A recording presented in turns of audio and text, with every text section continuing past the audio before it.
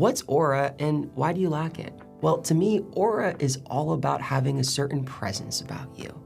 People can't stop watching you when you walk into the room, when you open your mouth, when you ask questions, they're hooked. But what's discouraging to people is they think, I can't have aura, it's something you're just born with. But that's really not the case. I've helped hundreds of students develop executive presence at work, and I can tell you it's a practiced skill. So in this video, I'm gonna walk you through the internal and the external tools that you need to develop that aura, that presence, so that anytime you walk into a room, people are gonna be hooked. Now, there's really only one internal factor that determines your aura, and that is confidence. But there's a misconception to confidence. See, a lot of people think that confidence comes from your outward appearance, how you might sit up straight, standing up tall, shoulders wide. Of course, those are important factors, but it's not gonna work if you're forcing it. So to become really confident in who you are and what you bring to the table, it requires you to adopt this critical mindset.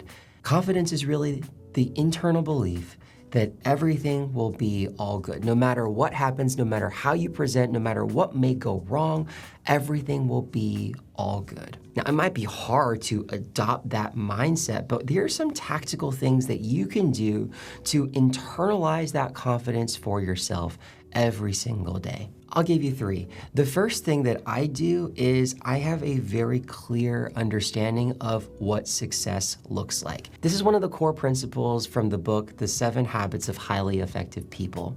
And it's all about starting with the end in mind. So if you walk into a meeting, you should never walk in cold. You should have a really clear sense of what success looks like to you and to other people in the room. And if you're not clear on that, then I highly recommend that you do this exercise called the know, feel, do.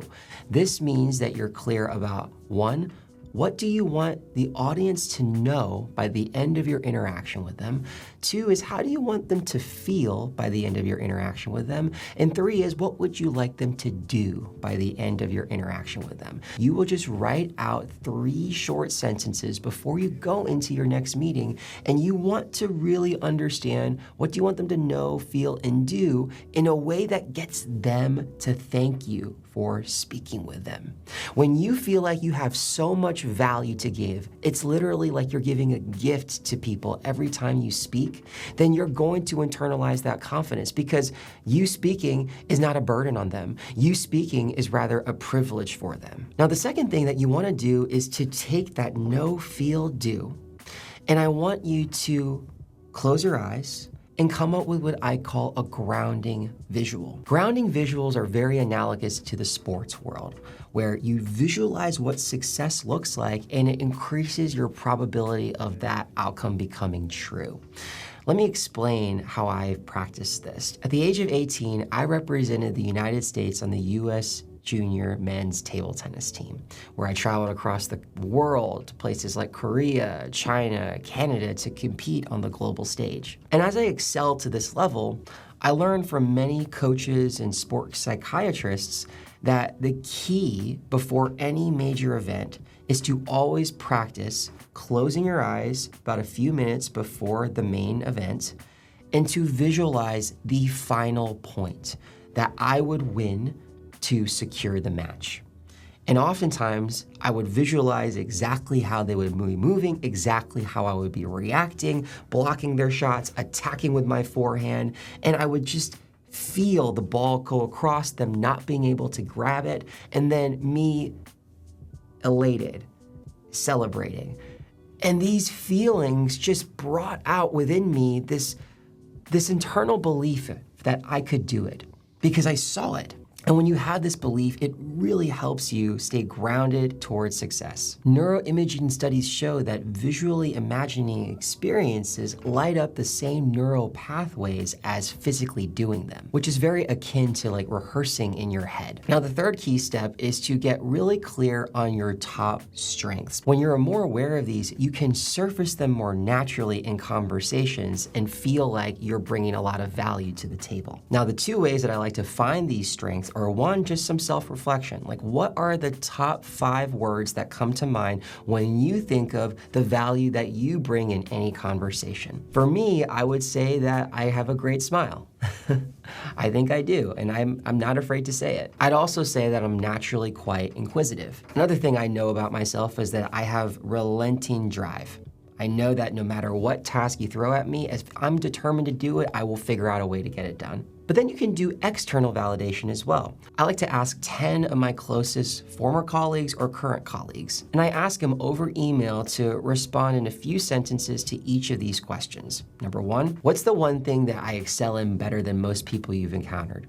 And number 2, which 3 words best describes my strengths based on how we've worked together? With enough people sampled, you'll be able to detect clear patterns around your core strengths. And when you revisit these every single week, every single month, they just stay top of mind for you so that when you go into a conversation, you know the value that you bring. Okay, so now that we've got the internal side covered, what about the external signals that you can immediately practice today to start exuding that aura that's within? And the first is really simple. It's all about your body language. Confident body language all starts with your posture. So whether you're sitting or whether you're standing, you always want to make sure that your chest is out and your shoulders are back like this. You don't necessarily want to be hunched over. The idea is to have open body language. The other thing that you want to do is to make sure that your eyes are straight ahead. They're looking out and up versus down. When you have body language that's naturally constricting like this, if you find yourself in meetings tightening up, having a lot of tension in your chest or your shoulders, then you know that you're not demonstrating aura. You should feel relaxed and loose. Okay, so just remember to stand up straight with your chest out, shoulders back, chin up, eyes forward, and make sure to avoid inward body language like this, where your shoulders are in, your hands aren't showing, you're simply looking down, you're not looking up. Those are all indicators of someone who's not confident in themselves. But there's one other thing that people don't think of when it comes to having aura, which is eye contact. If you're able to make direct eye contact with someone as you're speaking with them, as you're listening to them, they can't help but be drawn to you. Now, there's a way to do it so that it's not creepy. You don't want to just be staring at people eyes wide like this, right? It's like you're trying too hard. It's a little bit scary, but it's uncomfortable. It's sometimes uncomfortable for shyer people to maintain eye contact like that. So my way around it initially, before I started getting more comfortable, was the eyebrow glance. So you simply just look at one person's eye as you're speaking to them or as you're listening to them. And then after about 3 to 5 seconds of doing that, you might look up at their eyebrow just a little bit and then come right back down to their main eye. And so that way it gives the other person a bit of a breather as well as yourself to then re-engage. The second external thing to be extra mindful of is to pause more and to slow your speech down. This is counterintuitive because a lot of times we think I need to speak faster in order to demonstrate my intelligence, or I need to be able to speak without pausing because if I pause, people are going to think, oh my gosh, you're so slow in your thinking. But it's actually the reverse. You see, when you speak, you want to make sure that every word counts, because the more that you talk, the faster that you talk, people will tune out those words. It's a lot harder to remember things if you're bombarded with information. But if you're more selective with what you say, people will hang on to that much more. So to practice pausing, one of the things you can do is before you start any question, take the mental effort to not jump into the answer. Instead, what you can do is look up to indicate to the other side that you're thinking about what you want to say. And then answer their question with a single sentence as slowly as you can. Now, slower than it may feel comfortable. Remember this, if you look down as you're thinking, it's not the worst thing in the world, but it does indicate that you're not necessarily as confident in what you're about to say. You're looking inward. Remember, just like the principle of body language, be open in how you express yourself. So looking up shows that you're comfortable thinking on the spot. And here's the great thing, when you pause more, you naturally slow down your rate of speech.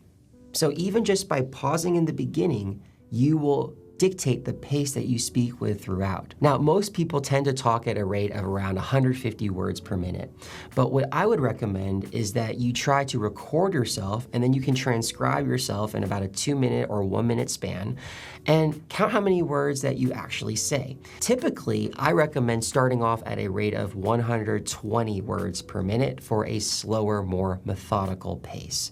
But when you want to ramp things up, 150 to 180 is certainly a sweet spot. So keep that in mind when you're practicing. Now, the third reason why most people lack that aura is they ramble way too much. The moment that they start speaking, it's as though they just don't know how to stop. They literally just feel like I need to over-explain myself because I'm not sure if I'm making my point clear. And what you are lacking is a framework to keep yourself structured. That way, anytime you speak, you're gonna be deliberate with your words, and that structure is gonna make it very easy for other people to follow. Then you don't feel like you need to rush through your points. So that ideal framework that I recommend to stop rambling right away is called PES, and it stands for point, explanation, segue. So think of it this way. Anytime you wanna make a point, you typically have a core sentence. A lot of times in writing, we learned that this was called the topic sentence. This was the first sentence at the start of the paragraph that indicated what the paragraph was all about. That's the same thing here. When you're speaking, you want to state your point. We also call this the bottom line up front or bluff. If you can keep your point to under 10 seconds, and you can practice timing it, you will be much more clear. This is your anchor sentence that allows people to immediately say, yep, I gotcha, or okay, tell me more. And now the E portion of the framework is the explanation. This simply contextualizes your main point or explains it much better. You can think of 2 ways in which you could give an explanation. One is you simply list reasons, right? The 3 reasons why I believe this are A, B, and C.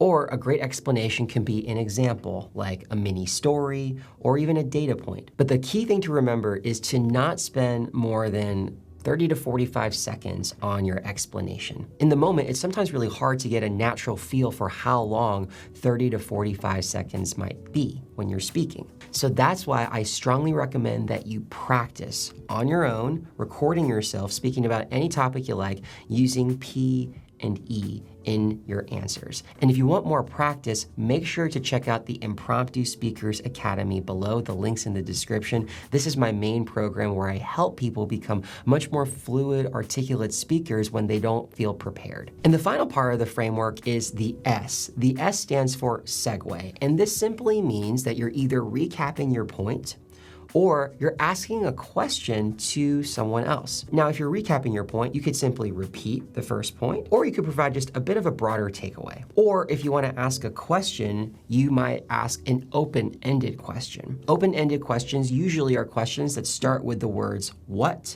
or how, and these words encourage the other party to elaborate more. If you ask a closed-ended question like do you or are you, this means that the other side is just going to think, oh, they only care if I say yes or no, and they won't feel as heard. They won't feel like they're invited to elaborate, and then you're not creating a safe space for dialogue. So the bottom line is aura is not necessarily innate. Now, some people are more natural at it, but anybody can practice these things. It just takes some commitment, especially some soul searching internally, and then the drive to actually practice these things one at a time. Now, if you're curious, how can I actually go apply this most effectively? My number 1 recommendation would be to take one skill at a time and try implementing it in your next meeting. If you've done it, great.